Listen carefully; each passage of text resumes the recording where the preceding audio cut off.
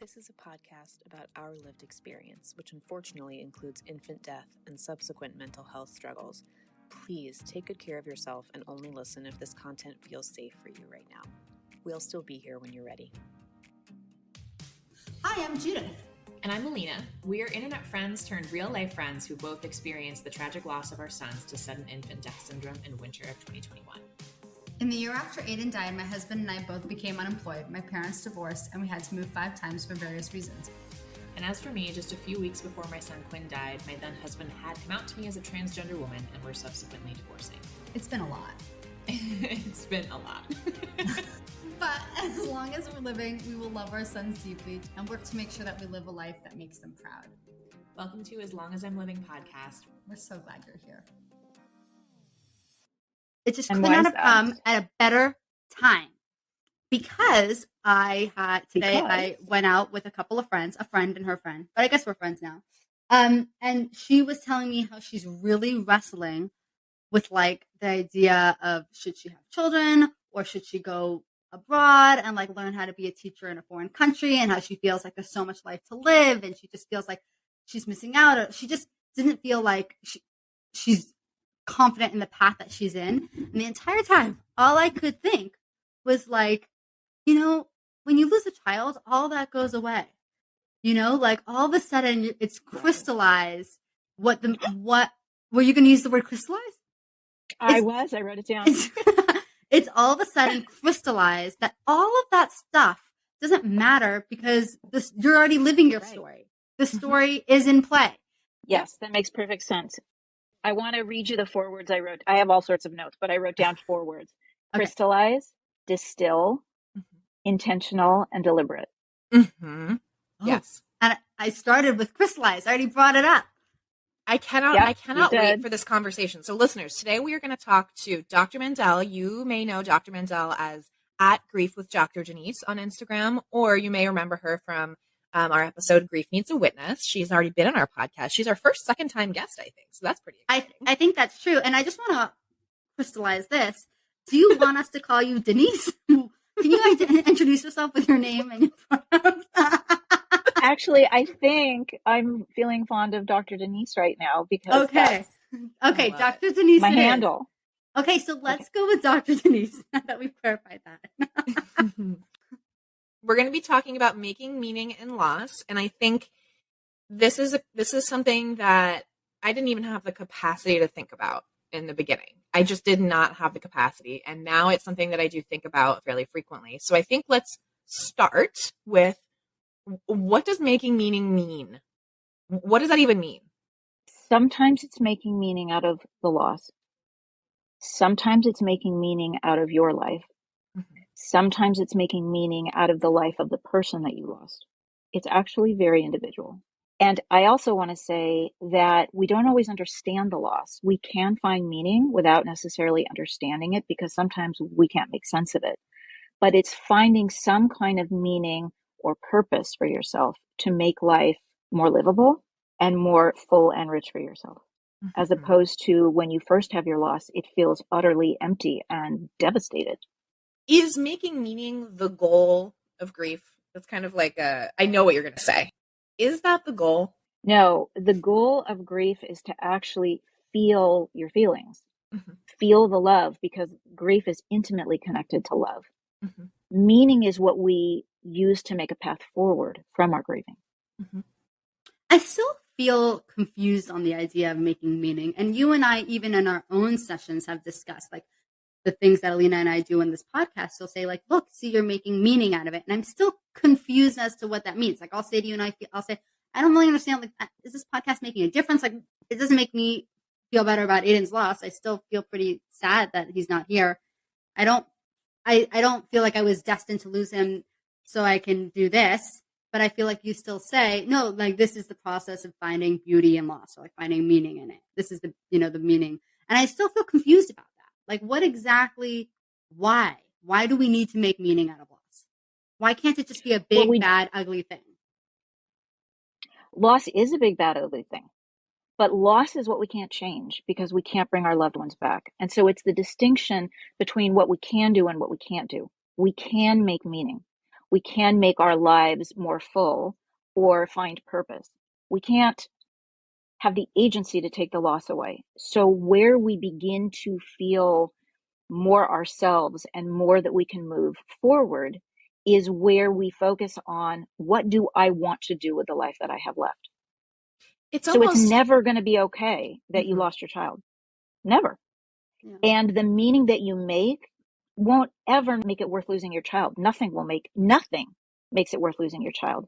But it's what you can do with what you have left. Yeah, and I actually think pretty much everyone on Earth, regardless of whether they've lost a child, regardless of whether they've had a horrific out of order loss, that is kind of what we do in life, right? We try to make a meaningful life for ourselves, and I think this comes into play with grief because so much of what people get meaning from in their life is being close to loved ones. And so when that loved one is gone, it's like we have to take the pieces of that and try to massage it into something else that is also meaningful, even with their absence still there. And it's a big gaping hole. That's a very interesting Correct. point, Lena. And ideally, it's something in line with your values. So if your value is to make a contribution, then making a contribution, whether it is to honor yourself and express yourself, your individuality more in this life, or to make a contribution in the name of the loved one that you lost, if it's in alignment with your values, it will be meaningful for you. So how is this helpful to grievers making meaning? How does this help the grief process? It's the idea that in the beginning of the loss, often we don't feel any hope, we don't feel any sense of purpose or meaning or future. And it's the means by which to take a step forward. So sometimes it's connected to hope. Hope is a very complicated one, but it's the idea that we won't be mired in pain for the rest of our lives, but there's something else that we can do even though we still hold that pain and that loss. Do you think everybody gets to the point where they've made meaning out of loss? Or do you think there are some people who just don't? No, quite sadly, not everyone makes meaning out of loss. Unfortunately, sometimes we become despondent to such a degree that we do not find a path out of it. We may feel lost from hope, disconnected from meaning in life, and broken down in a way we feel we cannot recover from. We may become caught in a spiral of trauma and re-traumatization where we perpetuate unhealthy patterns, choices, and lifestyles. In this instance, we may or may not see that our pain has become suffering, and that in fact we may be contributing to our own suffering. This brings up the question of how we distinguish between pain and suffering.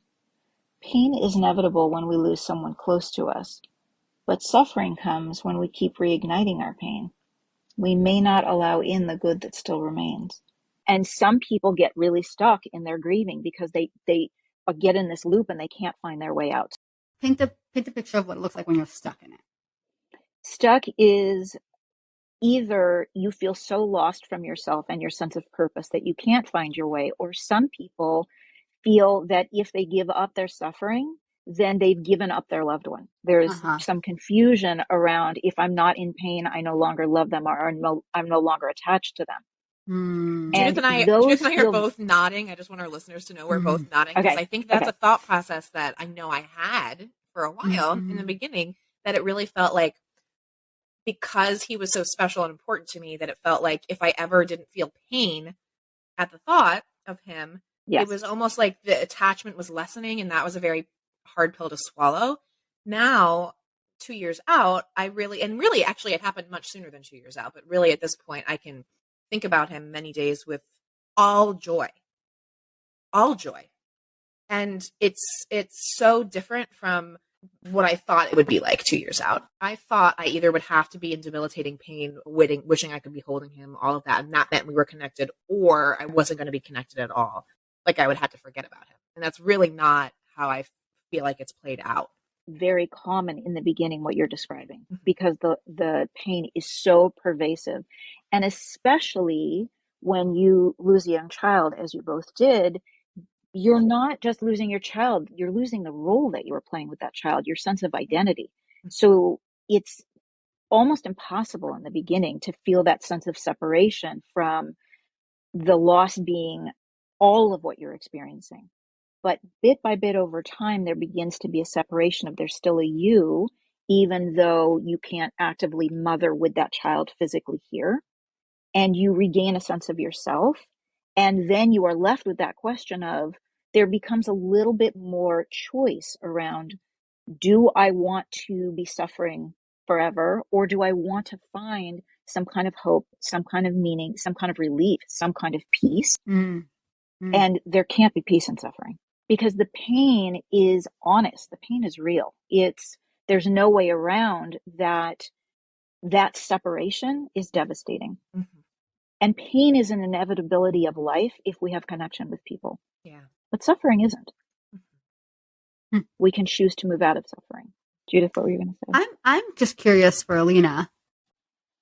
What do you feel is the meaning that you've found after Quinn's loss? Like, what is the meaning of his life, of his loss? Like, how have you interpreted this and integrated this into your life? That's a really good question. I think that's actually a good place to start too, because I think a lot of people think of meaning making as, they probably assume what I'm about to say is that I have this podcast, that I've turned meaning into this podcast. I would actually say, yes, that is a small piece of it, but I actually think so much more meaningful to me in my heart is the work I've done to be able to continue to parent him, like figuring out how his loss has affected me, the ways that I can see in myself that I've become a better person. And I don't want this. We'll talk about toxic positivity and silver linings and all of that, I'm sure, at some point. I don't mean it in that way at all. I just mean, I think I can see the way that both his life and his death has changed me, changed the trajectory of my entire life.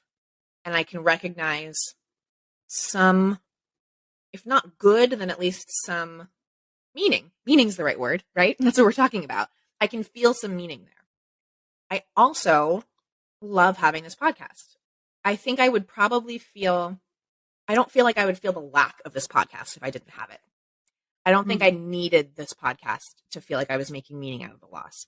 That said, I do get a lot of meaning out of connecting with other lost parents, out of being able to help them.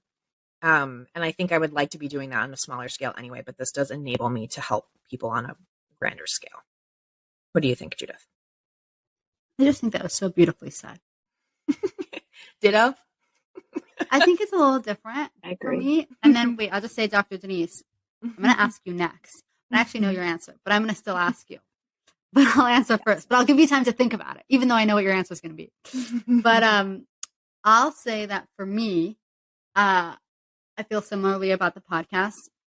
I'm so glad that it helps so many people, but I don't think when I think of the loss, it's in any stretch of the imagination like the most meaningful thing I've gained and walked away from. I think that my husband and I were just talking about this because, I mean, I've shared that he's been struggling, that he's been going through grief. You know, he's been grieving in a way that I was last year and this year. And we had a conversation about, would he have rather the loss happen to like a second or a third child or the first child? Like, how does he feel about that? Like, I feel grateful that it happened to my first, and I feel like it was pretty shitty that it happened to my first, but I think both of us feel that we are much better parents because we went through this experience. I think that we as a couple have been through so much now that we're both able to be like more present parents, just more loving, more attentive parents, both of us, than we ever could have been before. And that is very meaningful to me. I also think that I, in myself, feel a sense of confidence and a sense of assuredness and kind of like an anchor that I never was before. I think I was a very flighty person before. And I really feel like I found my voice. And I also feel like I really found like my self-assuredness. Like I feel kind of unflappable. And I think part of that comes from the knowledge that I've been through the worst. So I kind of have a perspective. And to me, I wish I didn't have it, but it's life-changing. I think it's changed every interaction I've had with other people. It changed how I am at work. It changed how I am in my relationship. It changed how I am with my daughter. It just completely changed me to feel like confident in like when I say something, I mean it from my heart and I'm expressing a need. And I just don't think I was able to do that before. I mean, I certainly stood up for things I believed in, but I was intimidated. I was like, I could be more intimidated. And now I just feel really confident in myself. So I think that's one thing. But I also think the stillness is also really important. like learning to just be present and just be able to appreciate the moment for what it is. Whether it's good or like, bad, whether it's good or bad, beautiful or painful. Yeah, just be like, okay, like I'm really, I'm here, I'm now. I don't often think much about the future, and I don't really like spend as much time in the past as people would think. I'm really able to be present. And to me, that's really meaningful. Like it makes for a more meaningful life when you're living in the present. It means that when you're sitting around the dinner table and you're with your family and you're not suffering in pain and you're all able to sit there and enjoy each other's company, you're like, wow, this is the best life ever. Like this is incredible. We're all here and happy and like smiling. And that was not possible a year ago. And so I just think it's a more meaningful life because all those little teeny tiny moments that before probably would have passed me by because I was like thinking where I should be or could be or would be. Now I'm just kind of like, okay. And I'm so happy I did that today. And today was a good day. And it was a day, Mm-hmm. So to me, that is a more meaningful life than when before, there's always a piece of me that maybe was wondering, am I doing life right? Am I, I don't know, do I really like these people? I don't know, whatever I was thinking, there was a piece of me that was like not 100% present. And so I wasn't able to really like fully enjoy, and I wasn't able to fully like take every single peaceful, juicy moment out of it. And now I'm just so used to living in a shit dishwasher washing machine upside down that when things are peaceful and calm and good, it's just the greatest feeling in the entire world. And I think that is such a better way to live, for better or for worse. Yeah, I think you put it the right way. It's perspective. Perspective. Yeah. Gives your life a lot of meaning. Okay, Dr. Denise, how do you feel your loss has brought meaning? Yeah, and as a reminder, everybody, Dr. Denise is a grief therapist, and she's also a lost mom herself. So she's got some good perspective here. And decades of experience. She's wonderful. We love her. Thank you. I have always been a big believer in the fact that it is my belief that we are here to grow and deepen and contribute. And I think that when we have extreme experiences like the loss of a child or loss in general, that amidst the pain, there's an opportunity to know ourselves better, to face the worst of it and figure out how we as a unique human being are going to come out the other side. And so that really taps into the question of what is resilience. And I think that it takes grit and determination and courage to come out of the worst possible thing. And finding yourself in that is meaningful. For me, working with loss has brought tremendous meaning to my life. And I believe I said in the last time I was on, making something good out of something terrible profoundly matters to me. And so it's a weird version of pay it forward, that if I can survive this, I can assist in other people surviving this. And if I can contribute one little ripple in the pain that exists in this universe in terms of loss, I'm up for it. And I also think that makes my son's life matter even more, because that means that he's made a contribution that he didn't even know about while he was here. Yeah. And it's ever expanding. The other thing is that I believe that we're here to love. And so I continue to love, and I continue to give in a way that I believe helps people continue to love, and that expands in the most beautiful way. Yeah. I like the way that you said expands, like the idea that one loss could somehow bring more love into the world and more kindness in the world and more empathy in the world. Like it can really make so much beauty, like if you think of like every little thing as one little flower, you'll have like a whole garden, of all these beautiful different flowers of beauty that have been brought into this world. If you think of it like that, like your life has been impacted and now you impact all these other people's lives and they all, plant little gardens, and there's really so much beauty. The question I have about that is, how is that different than making meaning out of a life where you haven't had a loss? Like, I think everybody would want to say that they impacted other people's lives and like they're, that they changed the world and they encourage people to be more loving. And is the only difference that this is so much harder? Like everyone wants a more meaningful life. Like we're doing it on difficult mode. Yeah. Are we doing it like on heroin? Like, what is it about that? Well, it's from a very challenged place, certainly, but everybody has the opportunity to have a meaningful life. I just think that it is so easy to get caught up in the day-to-day, the minutia of living, right? And we get distracted with things that are less deliberate, like what do I look like, or what does so-and-so think of me, or, what am I getting at the grocery store? And we all have to think about that stuff. But I think that this sort of knocks us into more deliberateness, because it is so easy to stay in pain that I think we need to be more deliberate about at a certain point. And it's not that it happens all at once, but at a certain point saying, how am I going to lift myself up? How am I going to step forward, even in the face of all this? Mm-hmm. And Judith said earlier, we were talking about crystallizing things. And I do feel I cannot explain. People who have also lost a child, I'm guessing this will not shock anybody, but for anybody who hasn't lost a child, it really was a profound shift, profound in the way I thought everything. Things became so crystal clear. It was like I didn't have glasses on and then I put glasses on. And I do think that, over time, some of that like crystallization has faded, which I actually kind of am okay with. But I do think there was a kind of a permanent shift. Like I put on my clear lenses and now just life makes so much more sense. So my question is, Dr. Mandel, you're like Dr. Denise. You're like 19 years out, 18 years out, right? So does that stay? Do the glasses stay on? For me, yes. Mm-hmm. But also, this is what I live and breathe every day. This is the work that I do. True. So it's in the forefront for me. One of the words is transformation. It can really transform you. Mm-hmm. It's not just, though, what you want to do.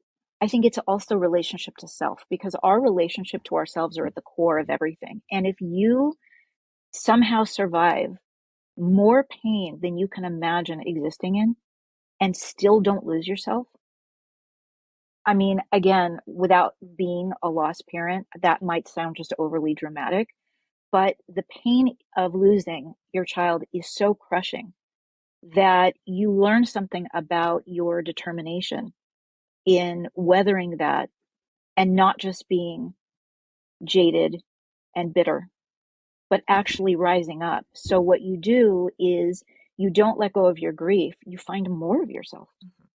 I remember Judith and I, we talked about this a lot. And this was something we really talked about a lot in the early days when we were still like day to day, just trying to make it through the day.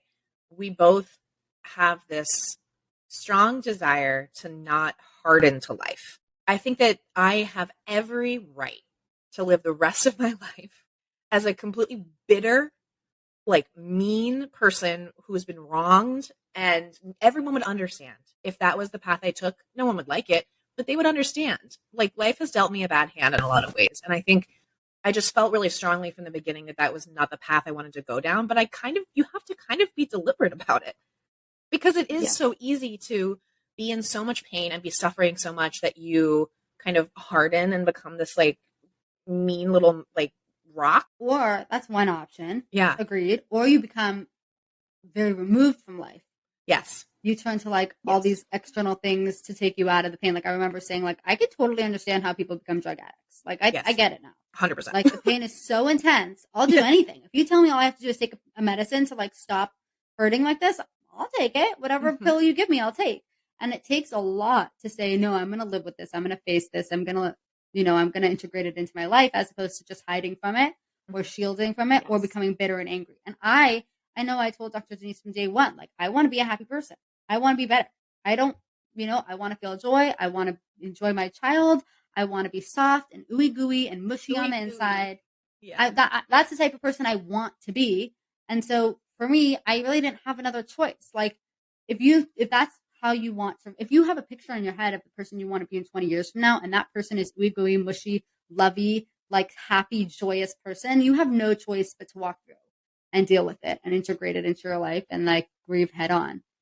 I mean, or maybe there's another way that I don't know. Dr. Denise, is there another way?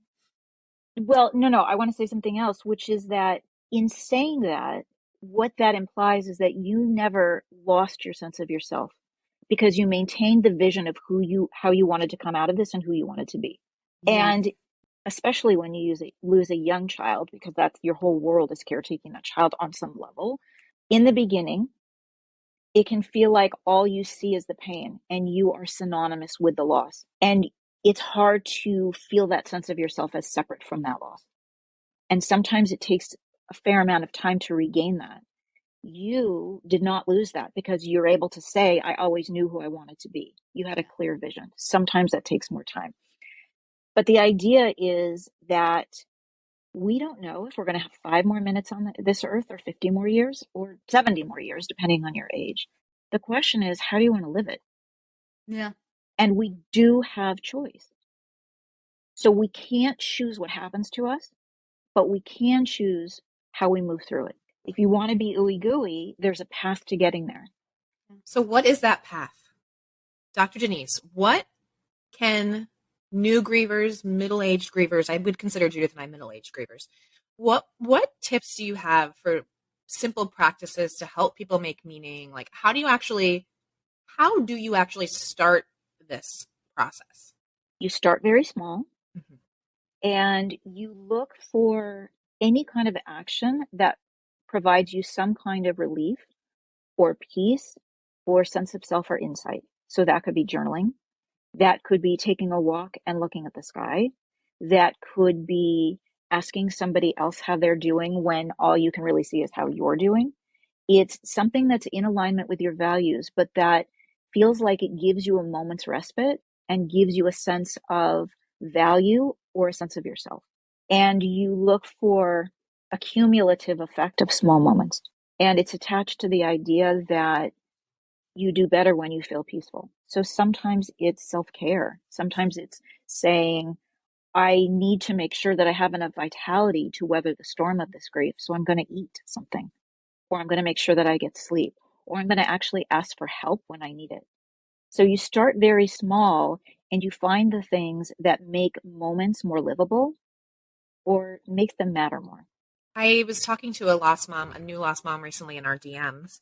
And I think the way I put it is, if you find something that even just for a moment makes you feel like the world isn't off its axis, keep doing that. And I think people can kind of go in the wrong direction with this and maybe get a moment's respite is not drinking till you don't feel your feelings, right? Like, yes, Correct. Of course, that gives you a respite, but like, really, we're talking about here the things that make you feel whole, make you feel like a real person, if only truly like for 5 seconds. Because in the beginning, like, wow, do those 5 seconds feel good, right? It's like, Yes. whew. And then over time, you get 5 seconds, you get 10 seconds, you get 10 minutes, you get a day, right? And as you're saying, Exactly. that cumulative effect. Exactly. I want to talk a little bit about how this is different from toxic positivity and like find a silver lining. Because I always say there are no silver linings in loss. Like there's no, to me, yeah, there's no silver linings. So how is what you're saying different from like, I don't know, you can find the good in everything. Like how is this different than that? There is no good in everything to find when you lose your child, because it will never be okay that your child died. You would do anything to change it. Instead, this is finding, embracing, and amplifying what good is left after so much has been lost. That's very different.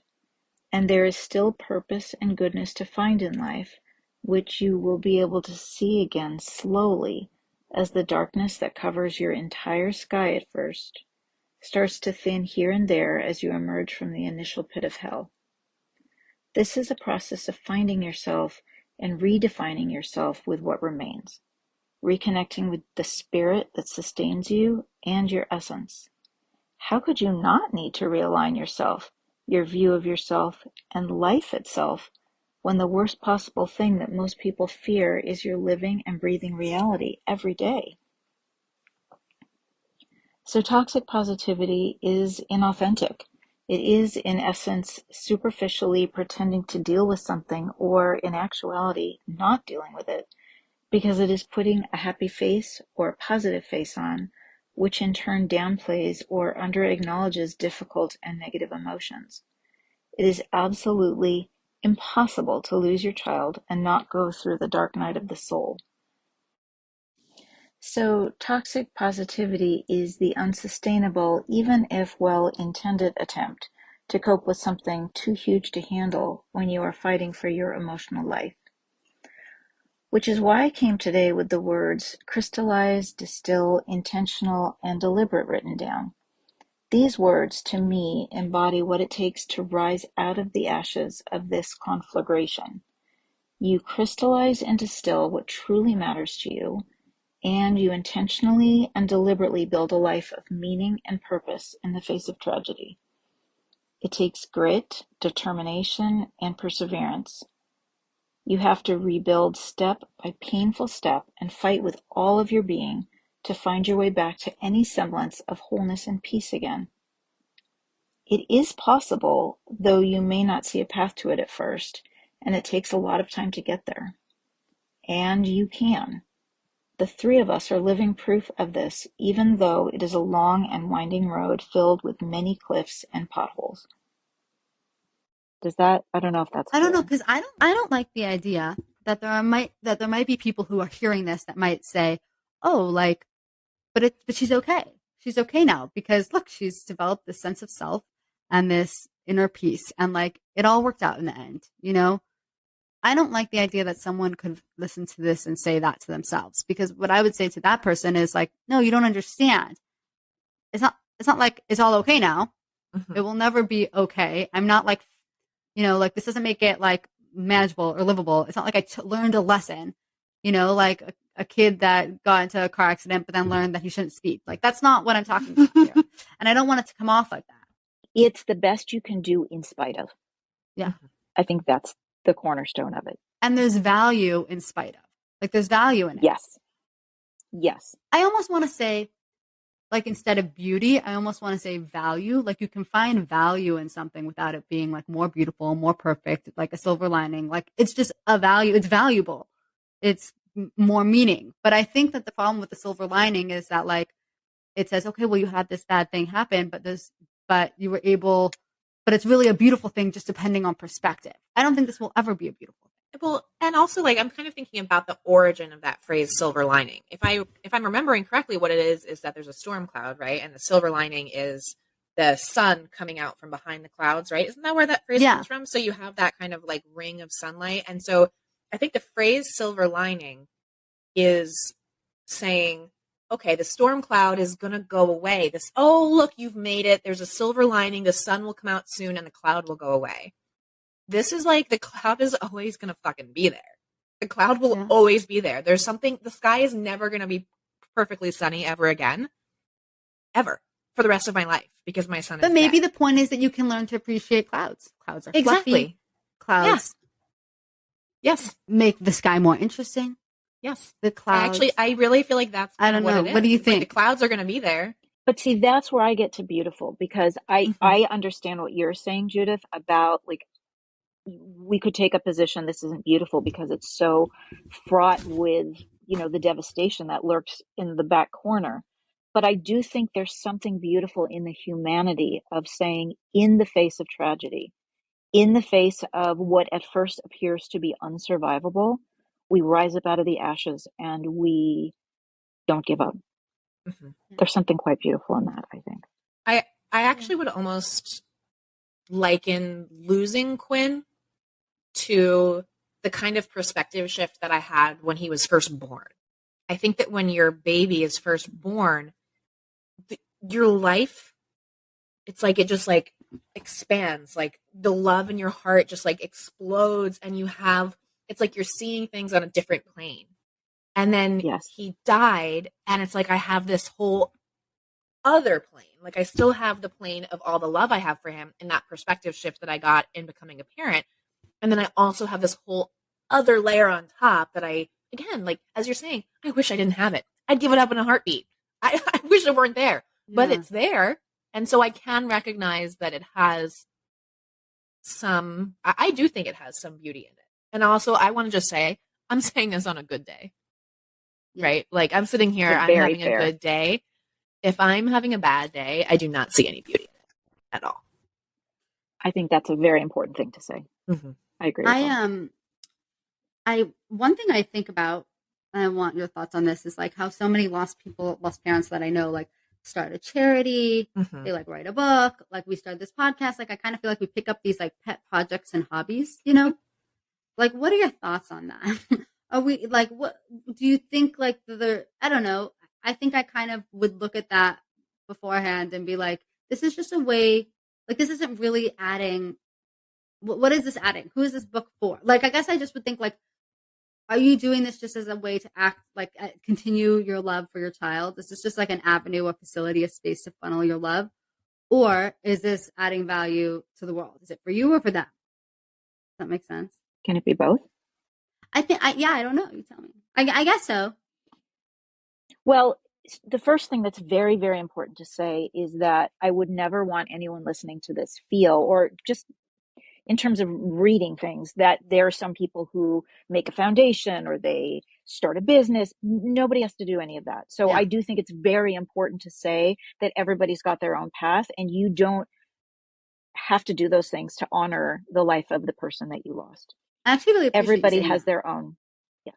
Okay. Yeah, me too. Good, because I think there are that's so many crucial. named charities. I cannot tell you how many wonderful organizations we've come across on Instagram that are named, you know, the someone's legacy foundation or so and so's, you know, rainbows for so, you know what I mean? Like there are so many of these charities that I can see the.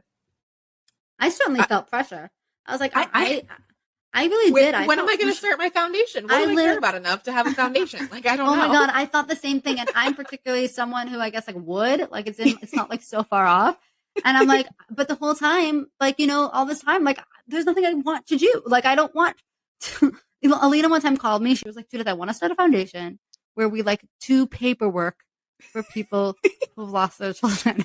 And I was like, Alina, this was my how are we going to plan. do that? Like, what kind of, how are we?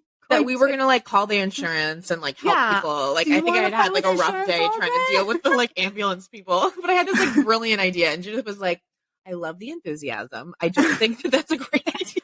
I don't want to do that. And I think I've continually felt that way. Like, I don't know if I will ever be passionate about something enough to want to start a foundation. And I definitely feel pressure to. I'm supposed to make meaning. You absolutely don't have to. Meaning can only truly be determined by the person making it, because no one else can feel the inner workings of our heart and soul. It is as individual as our fingerprints and must touch something inside of us in order to matter to us. Certainly suggestions can be made about how to make meaning, and there are definitely things many people resonate with. Examples are perpetuating things that were meaningful to or honor the person that you've lost, doing things in their name, giving to others in honor or memory of them, whether that be a financial contribution or items of use or need, or doing good works and donating time and service. One of my favorites is picking a day or a time period during which others can do random acts of kindness in your loved one's name. It can be anything that is done to remember or celebrate the one you have lost. Or it can be more in the vein of working to discern what the loss can teach you, so you can grow and learn from this difficult life transition. Or it is not uncommon that you can deepen into greater spirituality when you are pondering the questions of how life and death works, what you think about the greater universe, your place in it, and your purpose. Or it can feel meaningful to do rituals in honor of your loved one, whether it is lighting a candle or saying a prayer. There is something in the repetition of what you do to honor your person that can anchor you. So this is to say that there are all sorts of things you can do that aren't creating a foundation. If you're a person who can make a foundation, fantastic. But some people are expansive in their vision, and some people are very quiet and individual and do things on a small level, but that doesn't make it less meaningful. It makes it theirs. I really needed to hear that. I feel like a collective sigh of relief from anyone out there who's like me. I don't know who's like so me. Glad. We're all like, oh my gosh, we don't have to make a foundation. Thank God. I definitely think that there are a lot of people out there who need to hear that you can make meaning out of your child's loss without doing something huge. Mm-hmm. You do not have to start a podcast. But Dr. Denise was going to say, not huge, not what. It's huge, but not. She's saying something, guys. I think what she's going to say is, it's huge, It's huge. All things can be huge. Everything can be huge. Huge does not mean a foundation. No. the wrong tree. No. What were you going to say? It connects to a very, very important idea, which is that each of us is in this world to be the most and best us we can be. We don't need to be like anyone else. We don't have to be anyone else. And that is the foundation of being your truest self and being happiest. So if one person's answer is to do something small and meaningful, and that's their highest truth, nobody else's purpose or plans or decisions has anything to do with that.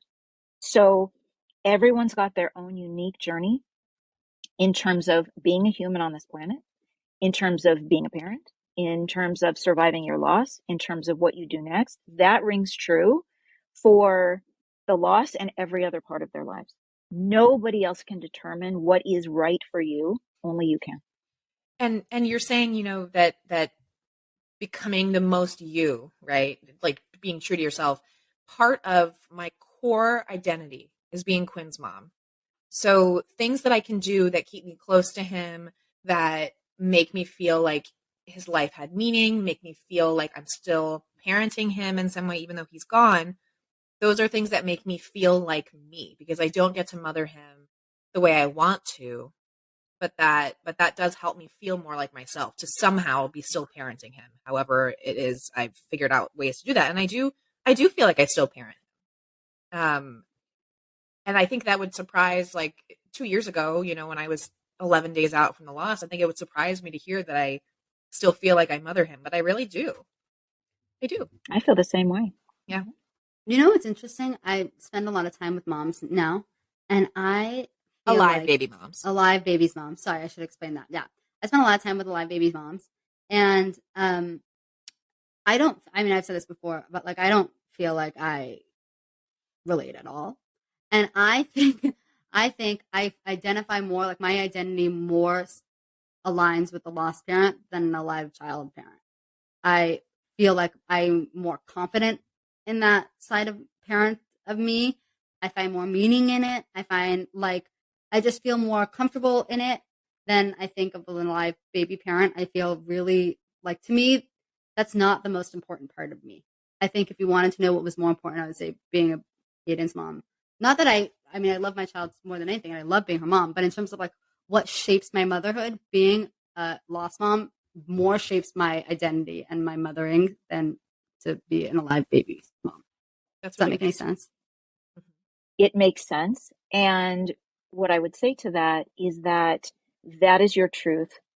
And if it stays that way for the rest of your life, that is a fine truth. And if it shifts with time, that is also a fine truth. That is your sense of self, and nobody gets to have an opinion about that rightly. Yeah. And that's true for every lost parent. Is the wholeness for them is to find their own path in their life going forward. And that is part of what makes meaning and makes life rich, is that we fully embody our journey while we're here. But you know what I think is interesting? I would say I identify more as a lost parent because of the meaning that I've gained from the loss, meaning being a more present parent, being a more engaged parent, being a more grateful parent. Like those are the hallmarks of what I want to be remembered as, what I want to be considered as for a parent. And I got those skills from Aiden's loss. Like, to me, I feel like that's why I connect so strongly, because I want to be that kind of mother, the kind of mother that's so present, that's so grateful, that's not naive, but embraces life for the scary little bits that it brings, and like still is joyful. That's the type of mom that I want to be. And I don't think that I got that whole part of me from being an alive baby mom.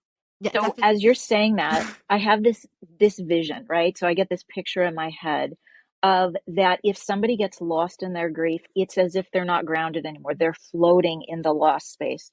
But to come out the other side, I think you have to anchor yourself very strongly down to the earth. You have to find yourself and find your core. And so you're talking about parenting, I think, from that found core, the essence of you. You've distilled down what matters, what's important. You've taken something powerful out of the journey that you've been on, and you're using it going forward in terms of being a mom now. Yeah. I think so. And my last question, Alina, I don't know if you have more questions, but my last question is, is, do you think some of these things are only things that you can get from loss of a child? Or do you think that there are people, any loss, like can give you these same types of skills? Like what is different about losing a child and the meaning and the beauty that you can find out on the other end that people who've lost parents or lost spouses can't? Or is people can definitely find this. No, people can definitely find this in other losses for sure. And there are also very deep and spiritual people who are very grounded, who haven't had an early, a loss in their earlier years like this. However, I think losing your child thrusts you in to the deep end. Mm-hmm. You're just swimming in those waters. Yeah. Do you think that you would have gotten there by the age you're at anyway? Like, do you see amongst your peers that they're kind of in the same mindset? Or you think some people, like, without this loss, they just never get there? Or do you think part of it is maturity? Like, I turned 30 in this time. So part of me is like, yeah, this is what 30 looks like. I don't know. It's an interesting question. I think that people are drawn to different things. Yes, part of it is maturity. Everybody can deepen as they grow. But for me personally, I am very inspired and drawn to swimming in the waters of pain and difficulty, of loss, in a very particular way. I always swam in those waters in terms of being a therapist. I am very moved and enlivened by the potential of helping people through pain in general. But these are particularly dark and murky waters. Mm-hmm. And I want to bring the light in. Mm-hmm. And I think it would be hard to exist in this space and not have death. Yeah. And I think that people are pulled to death in a variety of different ways. That's one of my ways. So I know, I want to just ask you before we wrap up, like, you're a beautiful writer. You say you took notes. Is there anything else that we didn't talk about that you had prepared that you want to share? Because I'm sure you worked hard on it. I feel like you worked really hard on it, and I don't want to take that opportunity from you. I did. I guess there are a couple of points that I would want to make. Okay. The opposite of having a life of meaning is a life that is meaningless. And I think that it doesn't honor the loved one that we lost for our life not to hold meaning. And it certainly doesn't honor us. And so we don't want to live a life without meaning. And if we can say that, then we are tasked with the challenge of finding out how to create meaning for ourselves, even in the face of such a devastating loss. And I can't imagine anybody that we've loved and lost, if they had a voice or a vote, would want us to not have a life of meaning just because they're not here. Also, to echo something that you said, Alina, which I wanted to say, is that we lose the physical presence of the person, but we don't lose the love.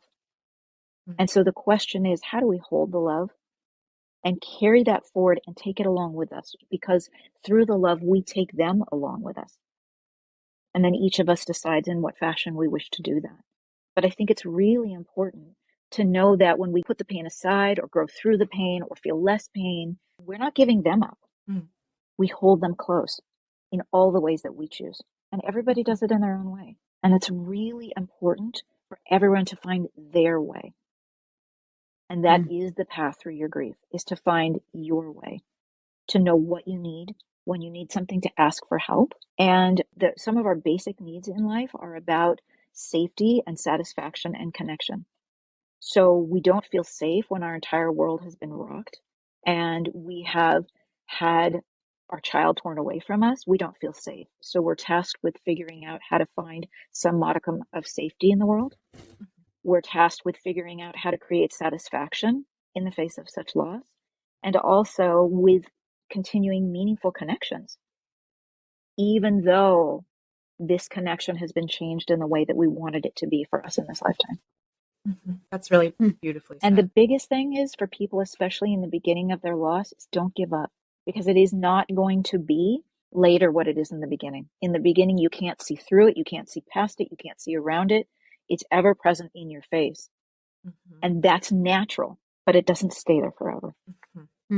Yes. That's actually a thing that I frequently say to new lost parents too. You don't have to be actively doing things to heal and make meaning every minute of the day. Like you don't, yes, there are things you can do to heal and to make meaning, but that does also come by taking care of yourself and doing those little things. Like you don't have to necessarily like have a journaling prompt every single day if that doesn't feel right to you. Like the healing comes, the meaning will come. Like, don't force it, I guess is what I'm trying to get at. Like, let that come to you in a certain way, and trust that with time and with like as you grow, like it will get better. It does get better. I think for pretty much everybody, universally, it gets better, easier, lighter. I'm so glad that you said Sometimes. that. At some point. Yes. At some point. Yeah, I'm really glad that you said that, because it would be ridiculous for somebody to lose their child, for example, and say 2 weeks later, okay, now my job is to find meaning. No, you're not supposed to find meaning in the beginning. And the other thing is, you're also not supposed to figure out how to be in less pain. You need to let your grief speak. You need to let your pain speak until it has spoken. And it will continue to speak, but it will do so differently over time. So your job in the beginning is to just survive every moment, but not try to change what's happening. It's just try to be present with yourself with what's happening. And you are absolutely right. The meaning comes and the decrease in pain comes with a lot of time.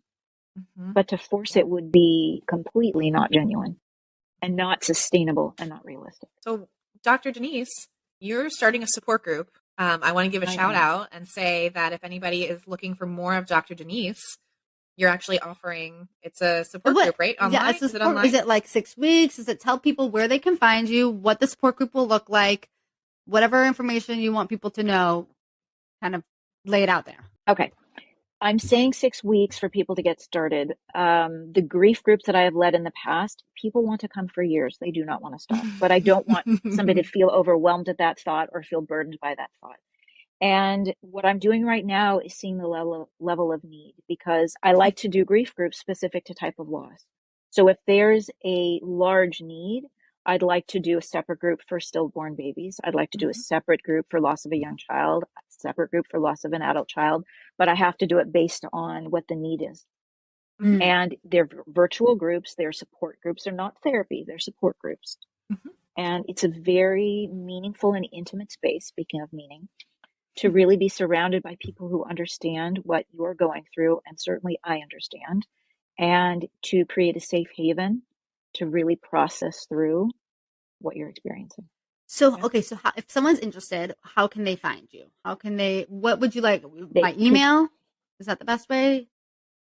Either, email's great, griefwithdrdenise@gmail.com, or through my Instagram, Grief with Dr. Denise. And then you want people to just share with you the type of loss, right? What kind of information do you want to know a little bit about them? People should tell you a little bit about themselves and their loss, and you'll share with them details. Exactly. Okay. I need to speak with everybody who's interested. Yeah. And so if they reach out, I know they have an interest, and then I'll get back in contact with them and we'll figure out if it's the right fit. And okay, another thing is we have listeners all over the world. So is this invitation open to everyone in the entire world, or is this just for people in America? Like, kind of give us, is this just English? Let's just say like English speakers. Well, yes, it needs to be English speakers, but I've already had someone reach out of the country, and really it's just a matter of figuring out if the time zones work in terms of a meeting time that works for everybody. But it doesn't matter where you are because it's virtual, and I'm here to help. As long as you understand English. Exactly. Which I assume you do because you're listening to this episode. Right. Fair point. When are you aiming to start these groups? Like next month? I would like to start. I know I didn't put a date. I would like to start if I could, I'd start in like a week or two. But again, it depends on. Okay. Yeah. Well, you'll let people know, I guess, like on as they reach out, you'll give them the information and then they'll figure it out. Yeah. Oh my God. It's so exciting. Yeah. I know. The only reason I ask that is because people listen like 6 months later. So if you're listening to this episode, people listen, all the time. So if you're unfortunately, babies keep dying. So unfortunately, right. I know. So if you're listening to this episode is going to come out February 2023. If you're listening to this episode at any time in the future, reach out to griefwithdrdenise@gmail.com or Grief with Dr. Denise on Instagram, and ask about her groups, because I suppose the idea is that there will be groups, ongoing from this point forward. So feel free to reach out to her. Even if it's no longer 2023, you now have her contact information. She wants to hear from you. Yay. Exactly right. We're so excited. To all of our wonderful new friends, we want to hear from you. Email us at aslongasimlivingpodcast@gmail.com and follow us on Instagram at aslongasimlivingpodcast. We'll get back to you as soon as our grieving brains allow. Yay!